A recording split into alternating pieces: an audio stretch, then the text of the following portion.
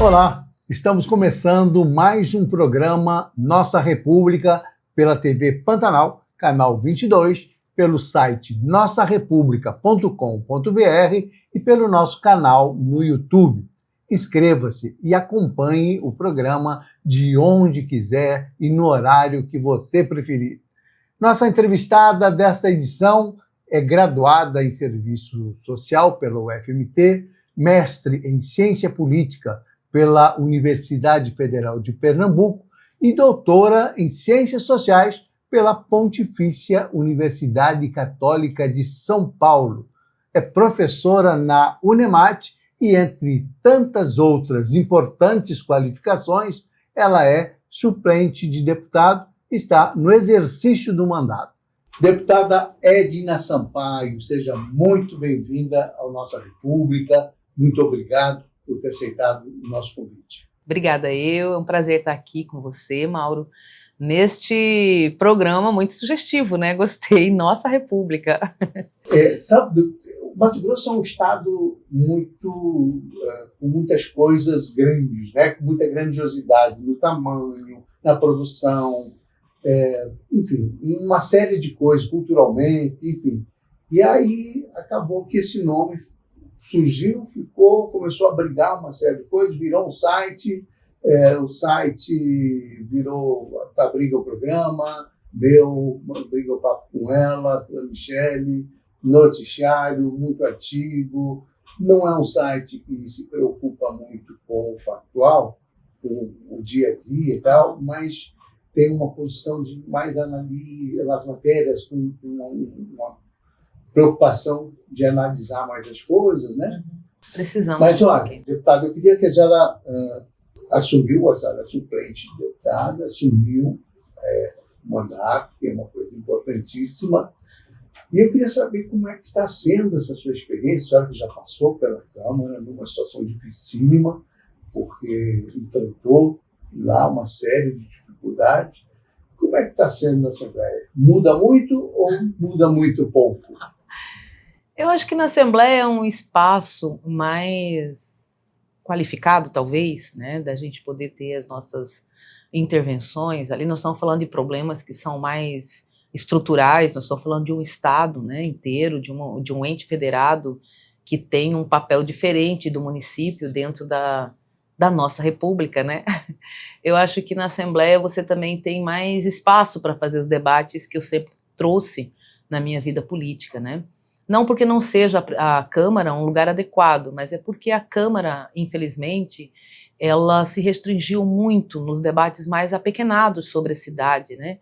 E há um certo estranhamento quando a gente tenta fazer um debate mais ampliado sobre o papel do município, da cidade, nessa estrutura que é a Federação Brasileira, né? Eu vejo que nesse período que eu estou na Assembleia, tenho sentido mais espaço para trabalhar, né, para fazer os debates que eu acho que são importantes, né? E agora mesmo eu estou voltando de Belém, do Pará, fui convidada há um tempo atrás, logo que assumi o mandato, a participar de uma organização, de uma cúpula de juventude, jovens líderes da Amazônia, para discutir a questão da COP30 e da intervenção da juventude na COP30 com os temas que são os temas ambientais da Amazônia Legal, que inclui Mato Grosso. Então é um debate. Aliás, esse é um tema que é meio evitado na Assembleia, né? Essa discussão. Eu acho que ainda temos, sabe, Mauro, eu acho que nossos parlamentos ainda são poucos de espaços de debate e muito espaços que reproduz uma certa visão de produção legislativa como produção em série, como se fosse uma indústria de leis, né? E eu acho que a gente precisa menos de leis, talvez, e mais de debater as questões do nosso tempo, de fiscalizar as ações do poder público e de garantir os direitos que já estão inscritos nas leis que nós temos. Claro que existe também, em muitos casos, déficit legislativo, que a gente precisa elaborar leis e apresentar, né?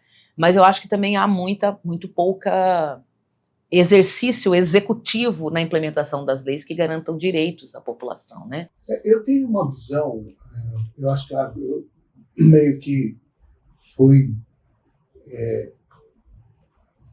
fiz uma crítica um pouco genérica para a Assembleia, mas eu acho assim, claro que nós temos lá comissões temáticas, Sim. existem debates relevantes em muitas áreas, mas existem temas que são relevantes demais para o Estado e que acabam sendo evitados ou, quando são tocados em um viés que não é nada, e aí é o caso da sustentabilidade, do meio ambiente, né? Das reservas indígenas, enfim, tem uma série de temas que a gente percebe que a Assembleia, embora um ou outro parlamentar às vezes tente encaminhar uma discussão, né? A Assembleia como um todo acaba não discutindo ou discutindo contra, né, algumas coisas, que é pior ainda, né? Quando a gente fala. Então, eu acho assim, que a Assembleia precisa ser um pouco mais progressista para poder implantar, porque o Mato Grosso precisa, né? O Mato Grosso não pode ser um feudo, né? Eu acho que a questão de ser ou não ser mais progressista ou menos progressista tem a ver com o comportamento eleitoral e como também que os agentes políticos se valem de que recursos para poder ganhar uma eleição, por exemplo, né? Então eu acho que enquanto as eleições elas refletirem a quantidade de dinheiro que os candidatos têm para conseguir chegar a um mandato, elas vão sempre produzir parlamentares que não têm condições de fazer o debate que interessa a toda a sociedade e com a qualidade que os debates merecem. Né? Não que os deputados não tenham essa qualidade, nem não estou falando isso, mas eu estou falando na questão ideológica. Né? Para você ter uma assembleia ou um parlamento mais progressista, você tem que ter um eleitor se perguntando por que eu vou votar, o que eu quero do meu candidato, o que é importante para um candidato a deputado estadual ou uma candidata ter para eu poder votar nele. Porque a gente sabe, Mauro, sem nenhum rodeio, na verdade, que nós vivemos muito mais uma plutocracia do que uma democracia.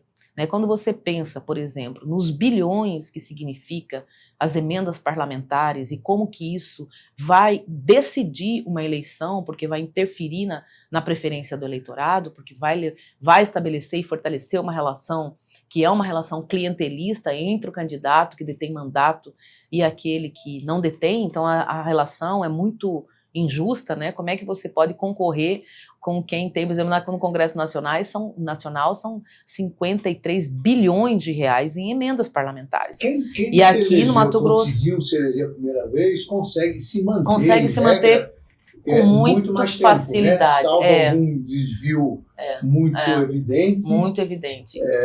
Mas você tem mecanismos de frear a renovação na política. E esses mecanismos são mecanismos dos privilégios que os eleitos têm no enfrentamento de uma eleição.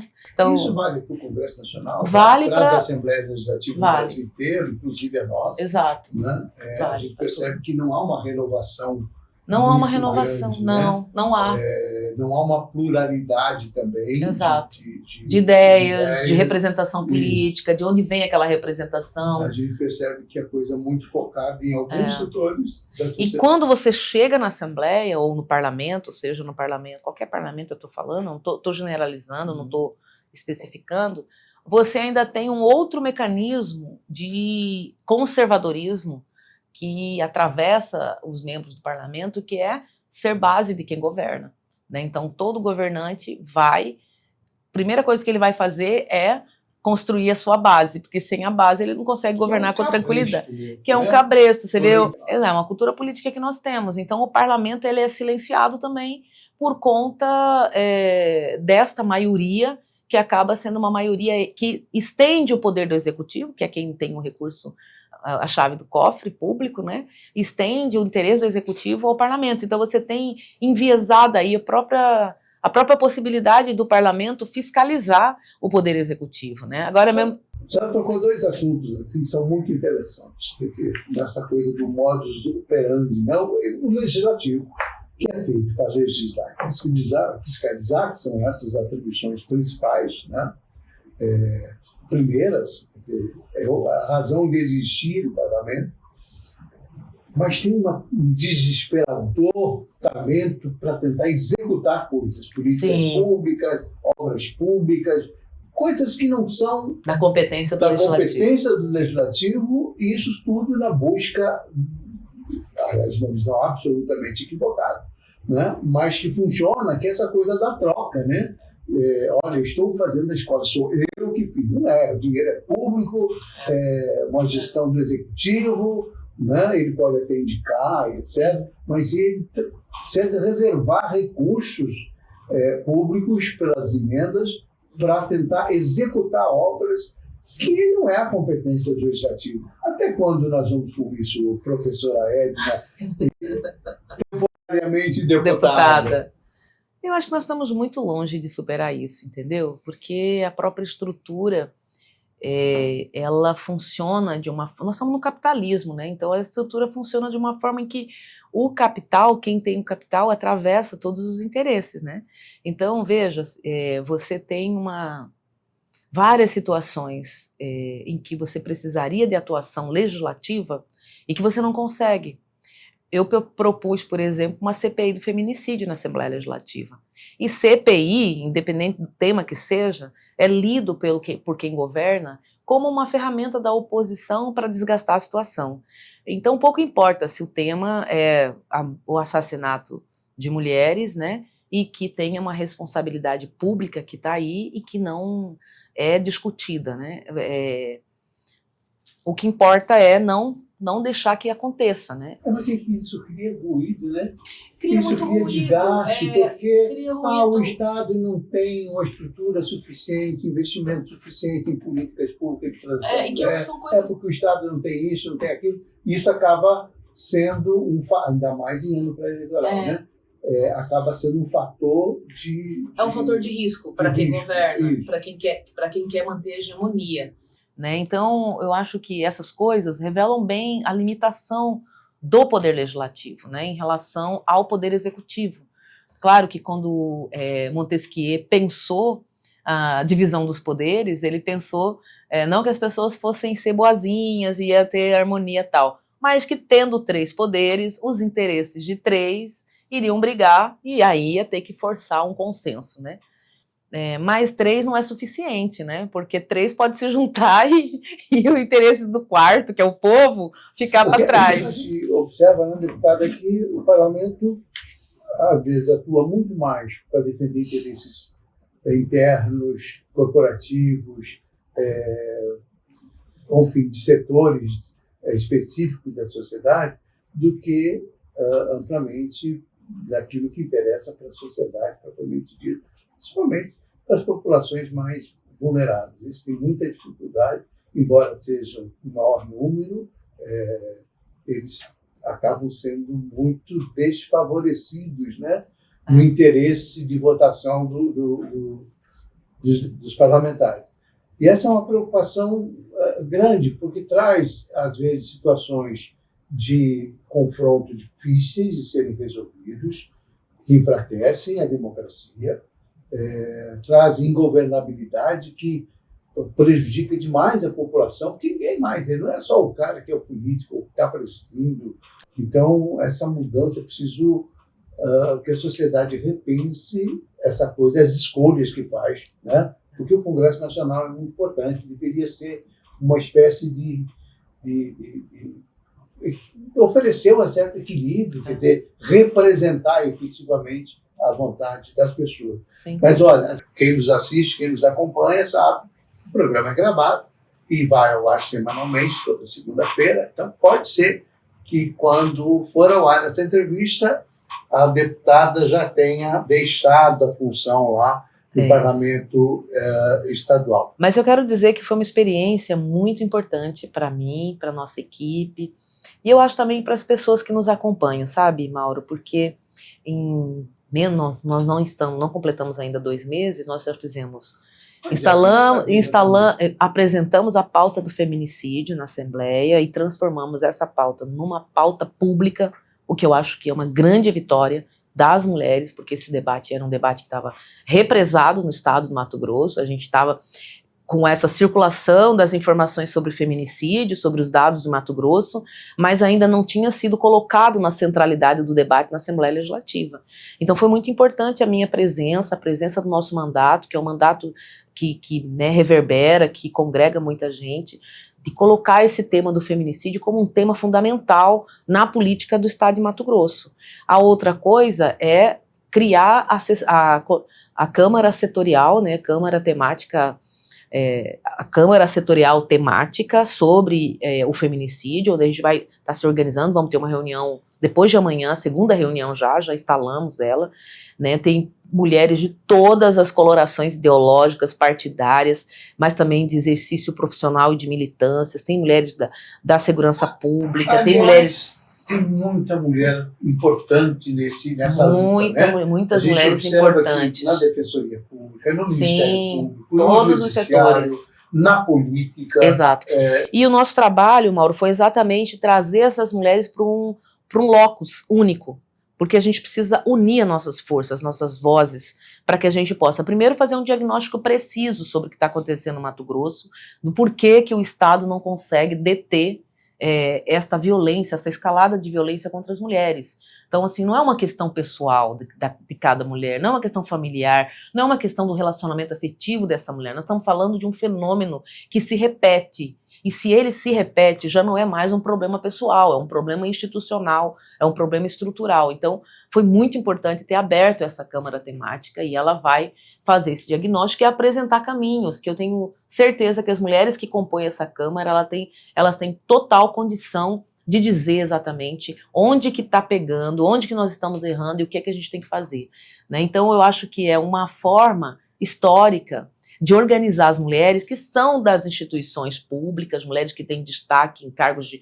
poder, mas também são mulheres que estão lá na comunidade, no bairro, na periferia e que também fazem parte da comissão. Então, são mulheres de diferentes lugares, com diferentes vozes, que estarão presentes construindo entendimento sobre esse fenômeno e apontando soluções para o governo, não apenas o governo estadual, para os governos. E veja, nós estaremos no ano que vem em ano eleitoral. Então, a gente vai, terminando esse trabalho, oferecer um subsídio para todas as candidaturas que queira discutir essa questão e apresentar propostas. E eu acho que na eleição do ano que vem, vai ser difícil um político que não enfrente, que não traga para a sua pauta de debate a questão da prevenção da violência contra a mulher, da luta contra o feminicídio.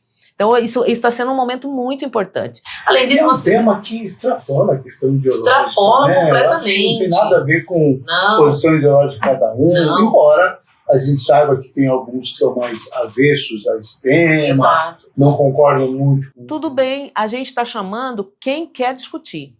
Quem não quer, quem acha que, por exemplo, não existe feminicídio, que é exagero das mulheres, e não quer enfrentar isso aí, tá tudo bem. Não precisa entrar na comissão, né? Mas quem está na comissão, que são, em primeiro lugar, as mulheres, nós sabemos que se a gente não protagonizar o enfrentamento desse problema, a gente não vai conseguir, de fato, iniciar estratégias de enfrentamento. Nós fizemos 3 audiências públicas nesse período curto, fizemos uma em Cáceres, aqui em Cuiabá, fizemos em Rondonópolis, participamos da abertura da Conferência de Mulheres, Quinta Conferência Nacional de Mulheres, a convite do Ministério de Mulheres. Participamos agora da Cúpula da Juventude da Amazônia Legal e já trouxemos compromissos aqui para o estado de Mato Grosso, que eu acho super importante que a gente faça esse debate, porque, afinal de contas, Mato Grosso está no epicentro dessa questão climática, pela produção que nós temos, pela quantidade de agronegócio que nós produzimos aqui,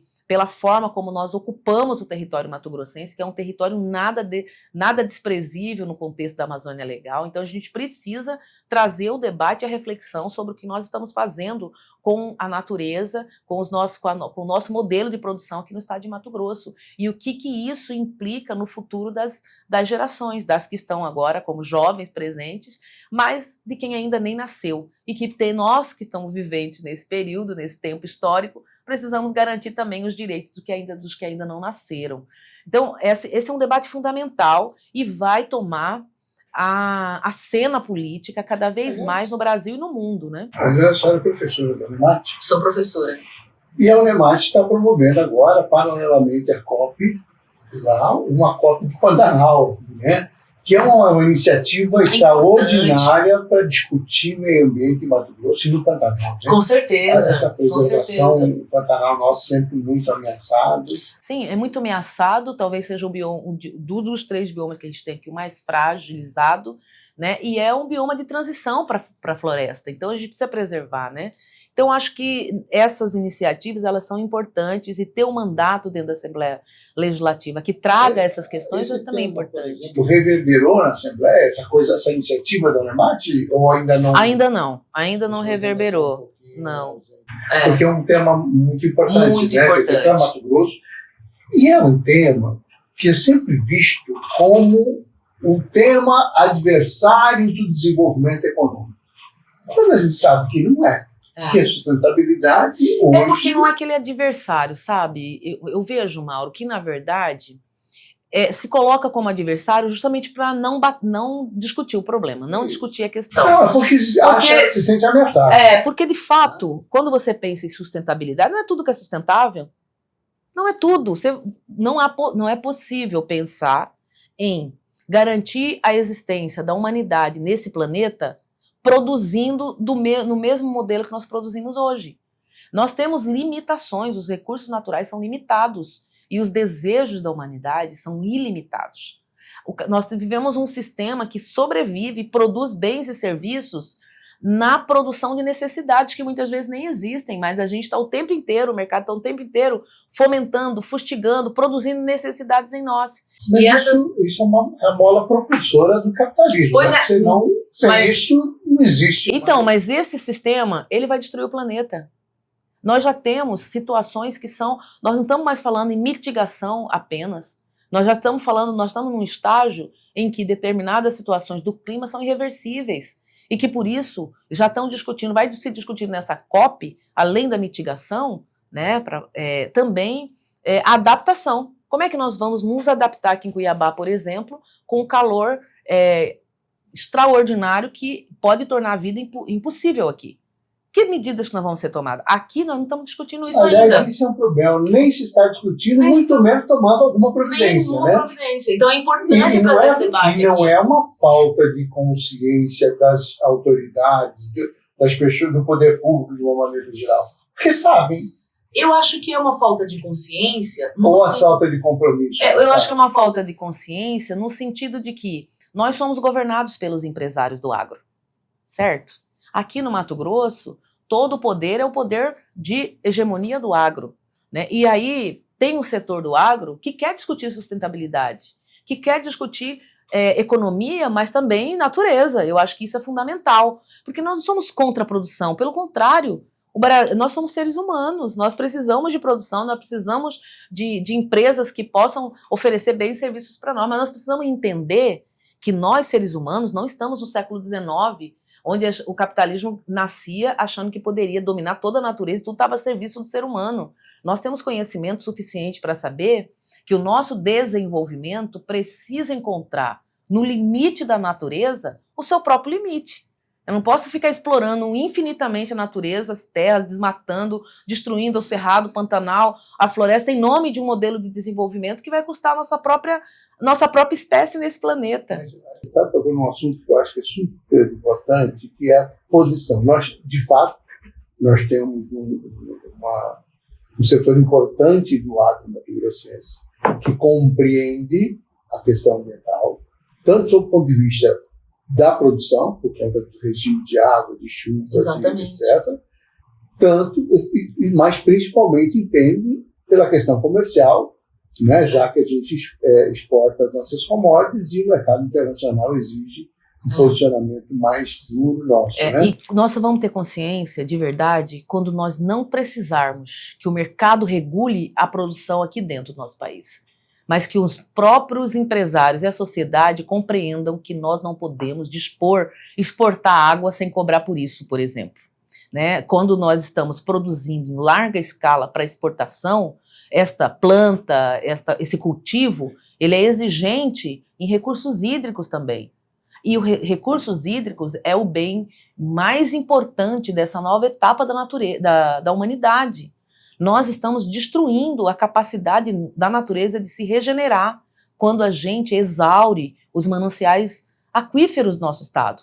E nosso estado é notavelmente uma região em que tem como grande diferencial exatamente a água, né? Nós somos um cerrado. O cerrado é onde nasce, né, os rios. Nós temos a floresta amazônica, nós temos o Pantanal, que se regula exatamente pelas chuvas, né, pelo regime das chuvas, das cheias, das secas.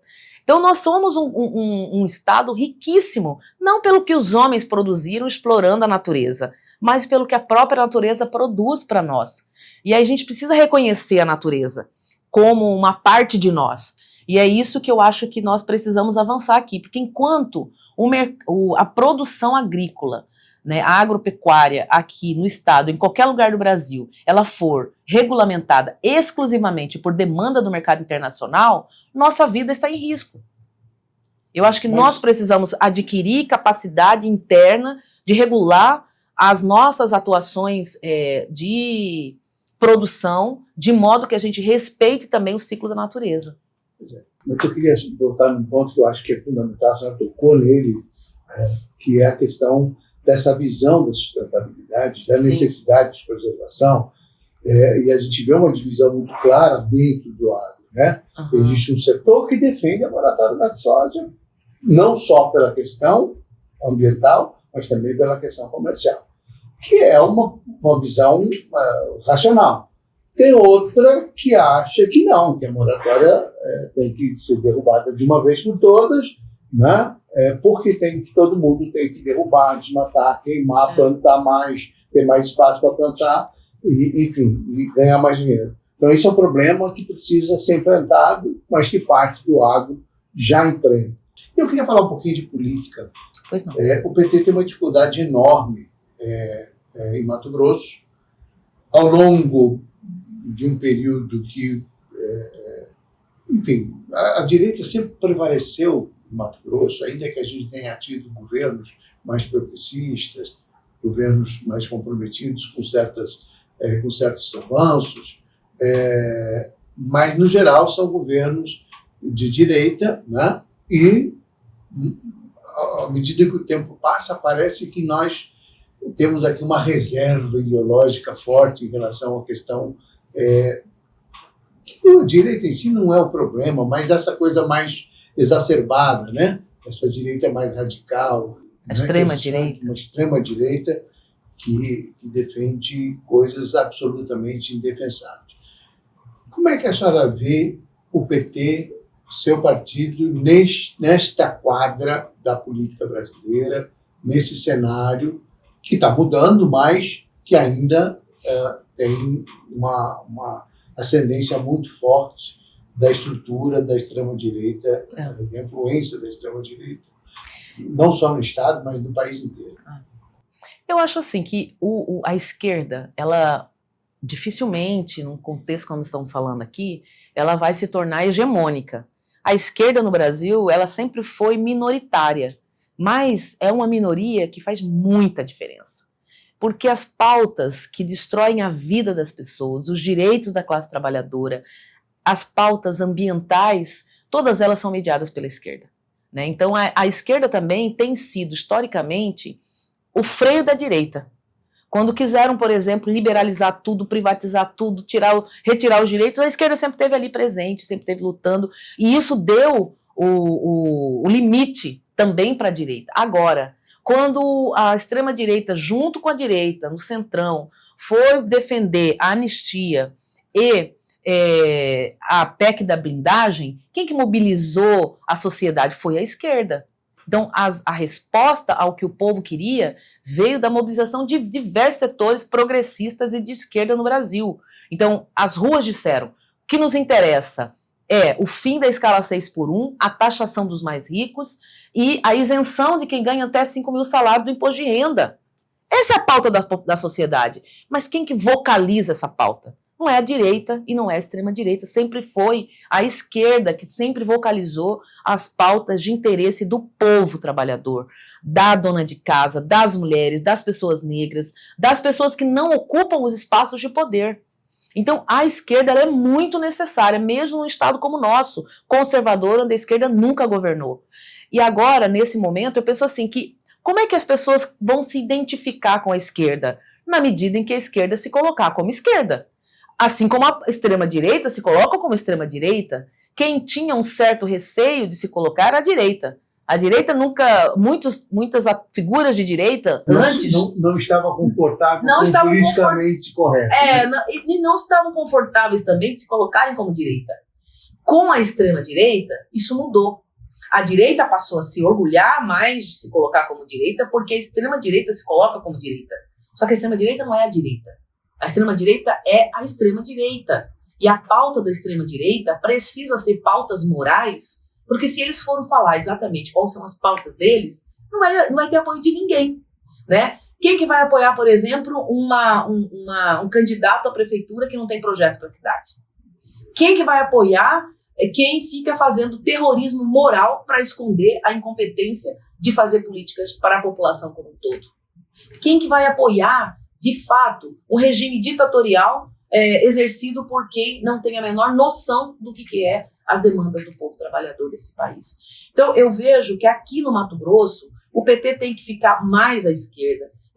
Quando eu falo esquerda, eu não sou uma esquerda radical, sectária, que acha que não tem que conversar com ninguém. Por exemplo, nesta eleição, eu acho que o PT deve dialogar com toda a base do Lula aqui no estado de Mato Grosso. Quem é que apoia Lula aqui? É com esse que nós vamos construir. Porque nós não estamos no momento de afirmar a exclusividade do Partido dos Trabalhadores na liderança política desse país. E nem é bom, né? Nem é bom. O que nós queremos é que as pessoas que são democratas, as pessoas que lutam pela democracia, porque essa é a grande crise que nós estamos vivendo, patrocinada pela extrema-direita, é a crise das democracias no mundo.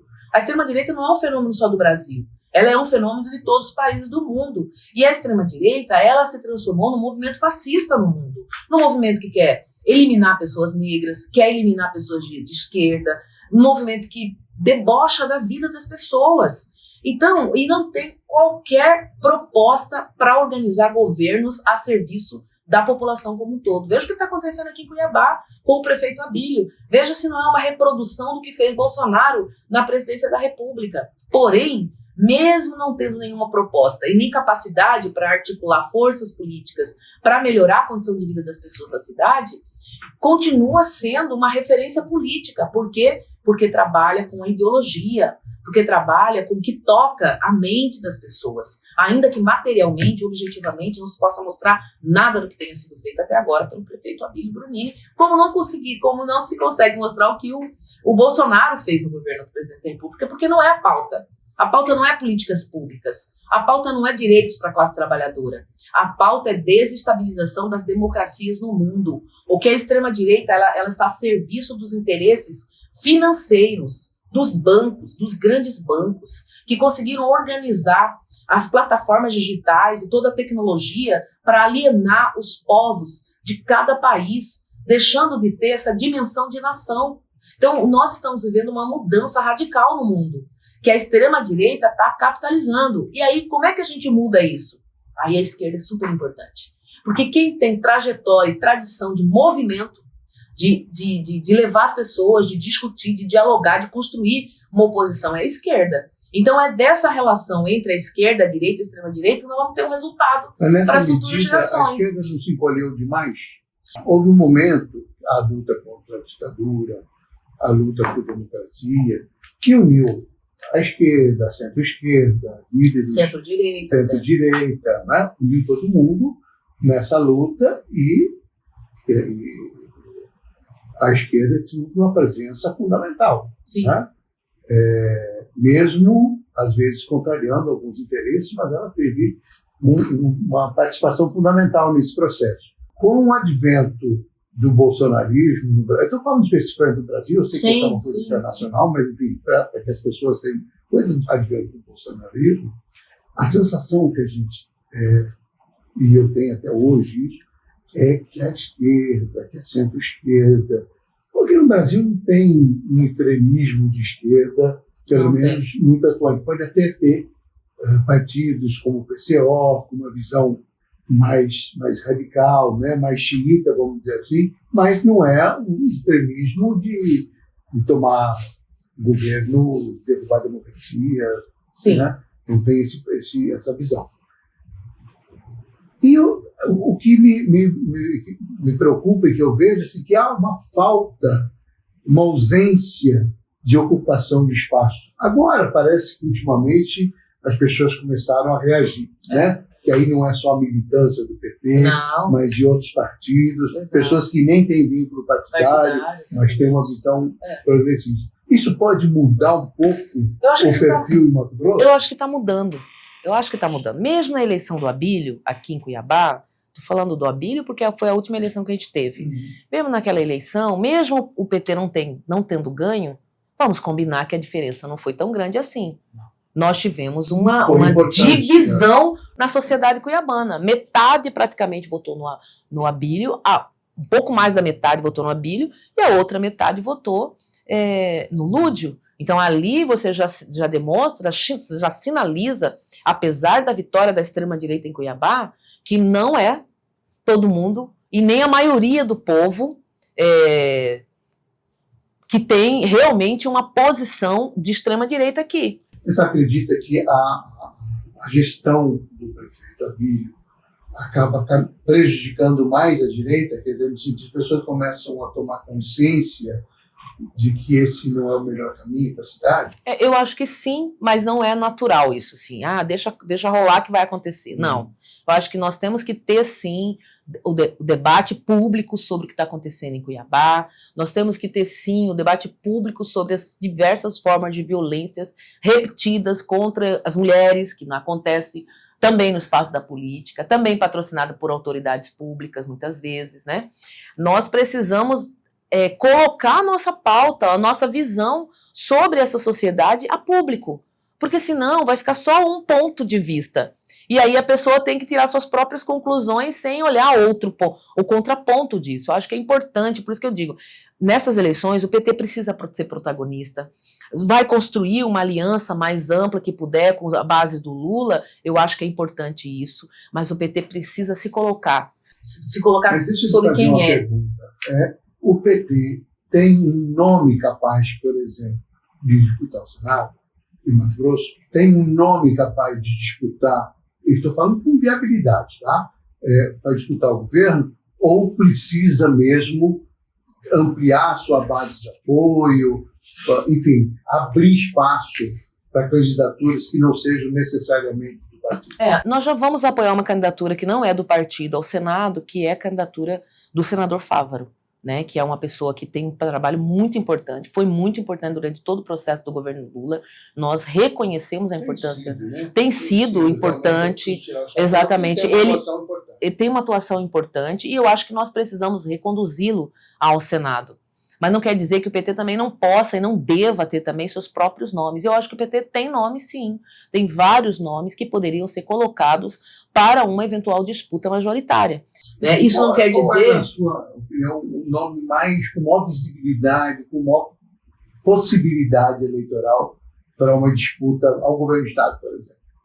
Eu acho que nós temos os nomes dos deputados, que são pessoas mais visíveis dentro da nossa agremiação, porque obviamente detém mandatos, né, já alguns mandatos já. Temos o nome da professora Rosaneide, que eu acho que mas eu acho que a Rosaneide deve vir para deputada federal, porque nós precisamos, né, ter uma representação federal aqui no Mato Grosso, porque de fato é muito ruim, né, a atuação da maioria absoluta dos deputados aqui. Que essa união aí de partidos em torno do PT, enfim, o partido do Fávaro, ou outros partidos, outras candidaturas. Porque, assim, o grande desafio hoje, além da questão da presidência da República, é justamente você dar um equilíbrio para o Congresso Nacional. Sim. Né? Continuar como está. Eu acho que essa é a prioridade nossa aqui no Mato Grosso.